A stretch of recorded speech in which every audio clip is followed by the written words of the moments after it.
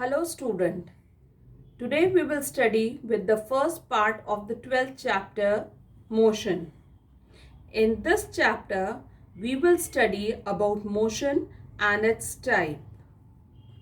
Now children, what is motion? What do you observe when you go out? You find many objects moving around you. You find cars, buses, trucks and bicycle moving on the road. All these objects are changing their position with time. When an object changes its position with time, it is said to be in motion. And an object that does not change its position with time is said to be at rest. So, change in position of an object with time is known as motion, and no change in position of an object with time is known as rest.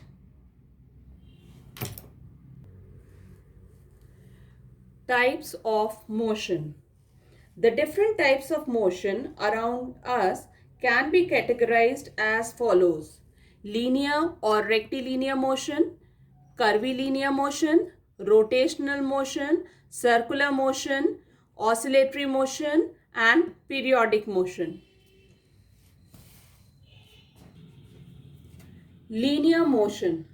The movement of a body from one position to another position along a straight line is called linear motion. Linear motion is also called rectilinear motion. For example, a bus moving on a straight road, an apple falling from a tree, an automobile like bicycle, car, bus or scooter moving on a straight road, a battalion moving in a parade. These are all examples of linear motion.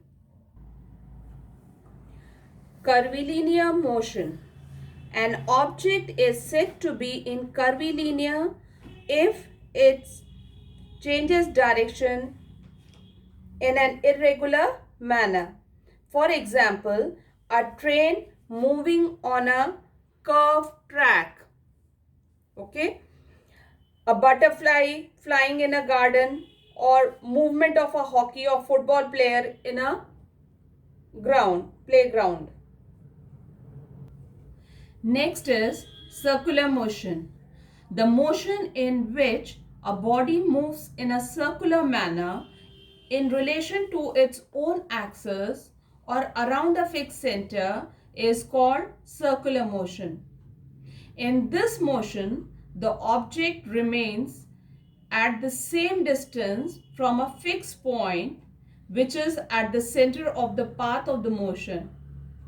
A circular motion can be of two types: rotation and revolution. The first one is rotation motion. When an object moves in a circular path in relation to its own fixed axis, it is said to be in rotation. In rotation, an object does not move as a whole from one place to another.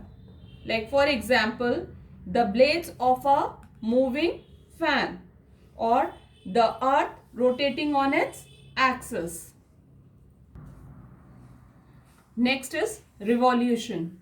When an object moves on a circular path around a fixed center, this is the center, okay, it is called revolution. In revolution, an object moves as a whole from one place to another. For example, earth revolving around the sun or moon revolving around the earth.